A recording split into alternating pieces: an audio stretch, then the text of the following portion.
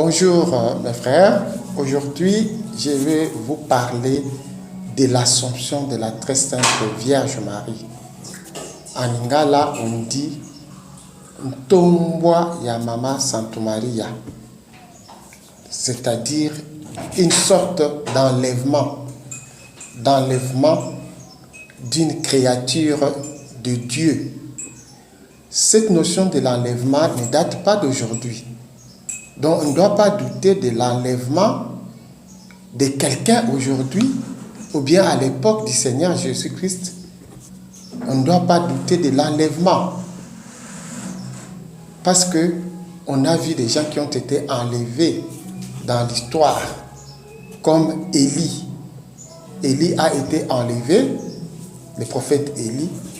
Nous avons vu Moïse, son corps. On dit qu'il a été enseveli par Dieu lui-même. Mais ce sont les deux personnages-là, on les a encore revus avec Jésus-Christ sur la montagne de la transfiguration.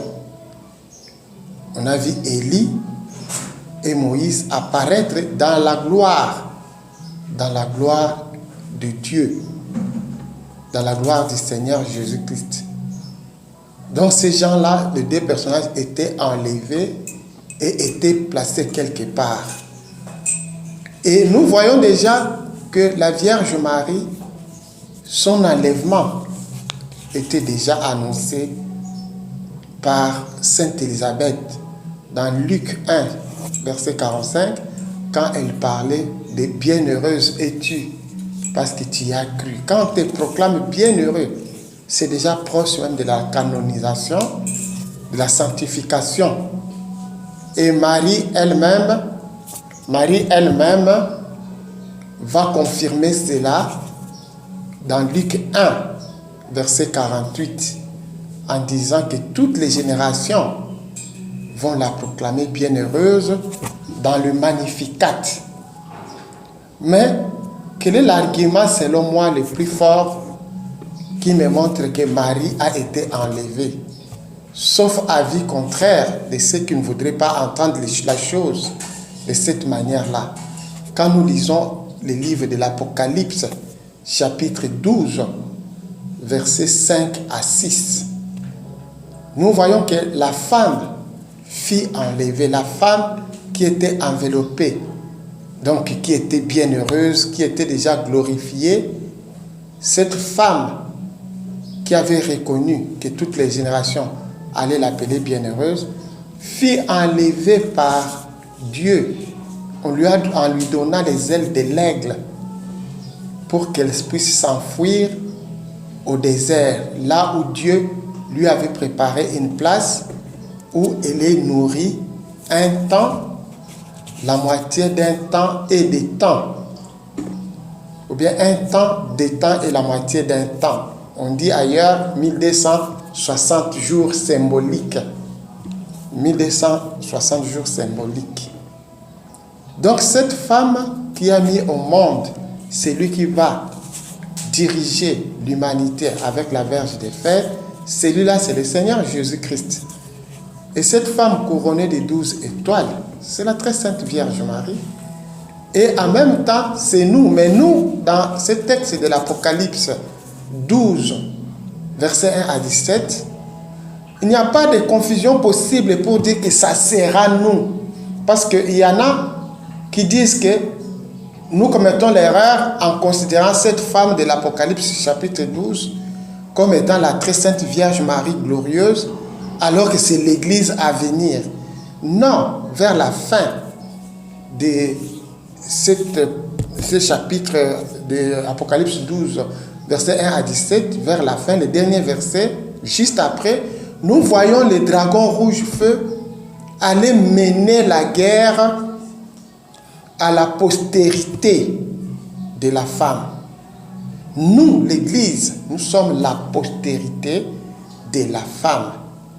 Exactement comme dans Genèse chapitre 3, quand le Seigneur Dieu disait à la femme, il y aura une animosité entre toi et les serpents, et entre ta descendance, donc ta postérité, et la postérité de l'adversaire, du diable et du serpent. Parce que là-bas, on parlait du serpent. Et ici, dans Apocalypse chapitre 12, nous voyons un serpent, un dragon rouge feu, avec ses démons, sa descendance, ses diablotins, se battre avec le saint archange Michel.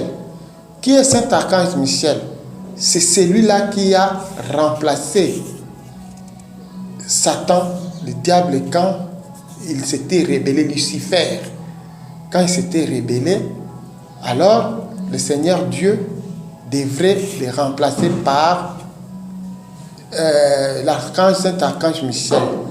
Mais pour ce qui concerne la guerre, la bataille, mais l'homme avait été créé, nous avions été créés à l'image de Dieu pour remplacer exactement aussi les diables à ce qui concerne la louange, l'adoration, la musique céleste.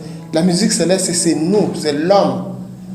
Alors vous voyez comment David avait été déclaré l'homme selon le cœur de Dieu, parce que c'était un musicien de la musique céleste. Il était un danseur, savait danser pour Dieu.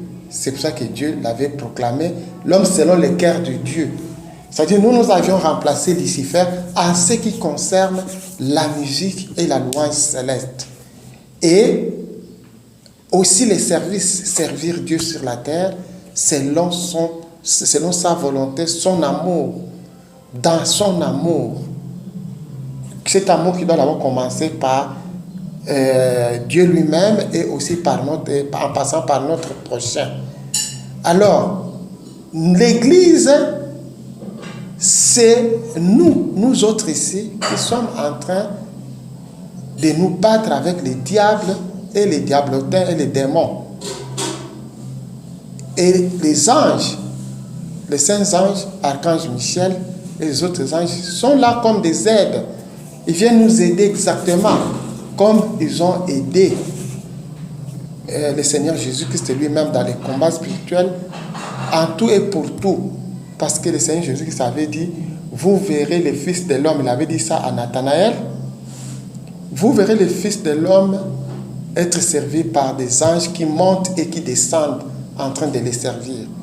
Et un ange était venu les soutenir dans son agonie à Gethsémani pour qu'il ait le courage d'aller affronter la mort et la souffrance et la mort à Golgotha pour sauver l'humanité.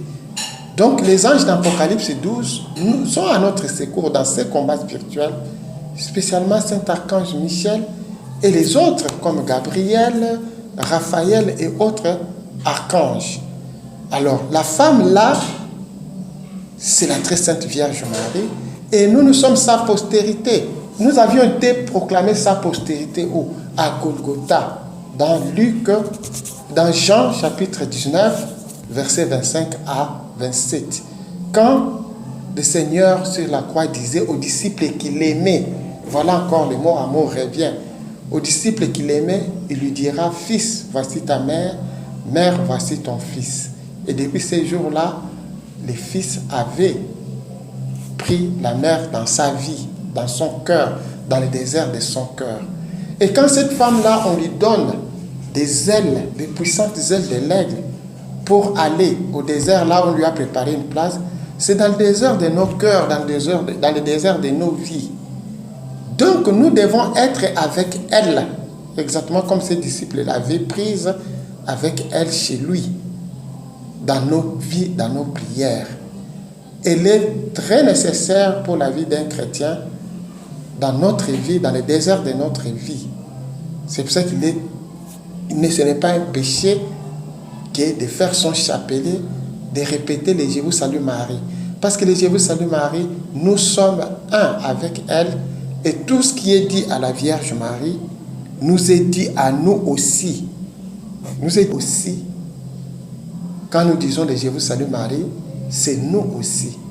N'oublions pas que notre Seigneur Jésus-Christ partage avec nous tous les mystères. Quand nous sommes dans la joie, il est avec nous. Parce qu'il a fait de nous sa demeure éternelle. Quand nous sommes dans la douleur, il est toujours avec nous. Quand nous sommes dans la gloire ou même dans la lumière, il est toujours avec nous. C'est pour cela que la prière du chapelet c'est une jolie prière qu'il faut faire. Moi, je dis que ce sont des prières dites par l'Esprit Saint lui-même. Parce que c'est l'Esprit Saint qui a fait dire à Sainte Élisabeth, « Je vous salue Marie, pleine de grâce, le Seigneur, vous êtes bénie, vous êtes bienheureuse. » C'est le Saint-Archange Gabriel qui a dit ça. Et même le Notre Père que nous disons dans les chapelets, dans les rosaires, c'est une prière dans l'Esprit Saint. Parce que Saint Paul dit, nous ne savons même pas prier, mais c'est l'Esprit Saint qui est en nous. Prie mieux pour nous. Or, dans l'Esprit Saint de la Bible, sont cette prière-là de Sainte Élisabeth qui y a crié à très haute voix. Vous êtes bienheureuse. Elle-même, dans Luc 1, verset 48, a reconnu qu'elle est bienheureuse et que toutes les générations devaient proclamer cela. C'est ce que nous faisons dans les chapelets. Donc, loin de là, une idolâtrie. Et n'oublions pas que notre Dieu appelle certains morts des vivants. Parce qu'il y a des gens qui croient que quand nous nous adressons à Marie, nous nous adressons à un mort, à un être mort. Non. Il y a des gens dans la Bible que Dieu déclare vivants. Il dit qu'Abraham, Isaac et Jacob sont vivants pour lui. Et nous n'avons pas le droit de déclarer des morts, des gens qui sont vivants pour Dieu. Et comment nous pouvons imaginer qu'un roi, un fils qui est fait roi aujourd'hui, laisse sa mère dans la poubelle ou bien dans la misère? Est-ce qu'on peut dire que ce fils-là a l'amour pour sa mère? Non. Or, le Seigneur Jésus-Christ, c'est l'amour même de Dieu. S'il a dit à la croix, dans Luc 23, verset 43, s'il a dit au bon larron, au bon brigand qui était à sa droite crucifié avec lui, s'il lui avait dit « Aujourd'hui, tu seras avec moi au paradis ».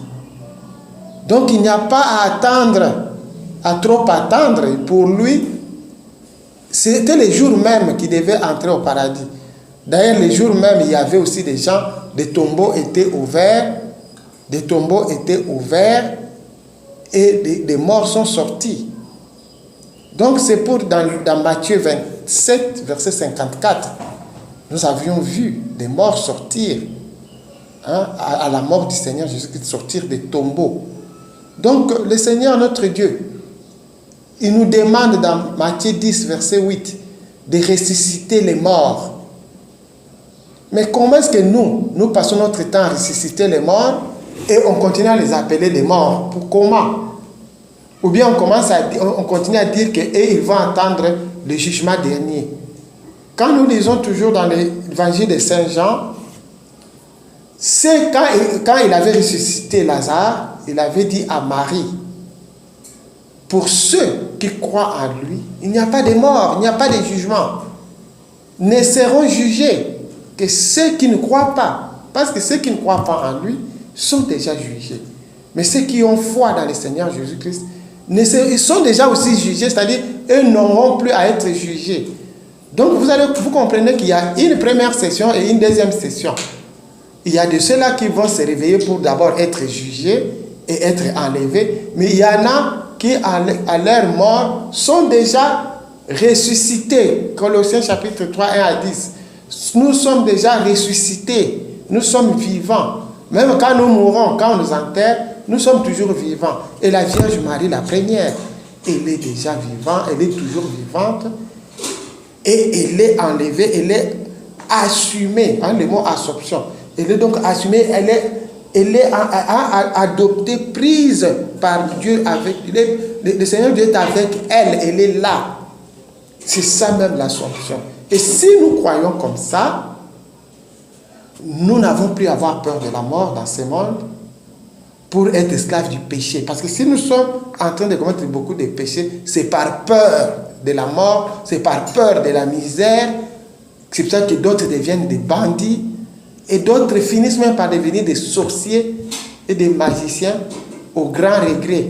Parce qu'après, ils regrettent l'erreur commise, pourquoi ils se sont retrouvés là. Et l'Assomption de la Très Sainte Vierge Marie, qui est un dogme de l'Église, doit être acceptée, non pas seulement pour honorer la Très Sainte Vierge Marie, Mais pour nous-mêmes, nous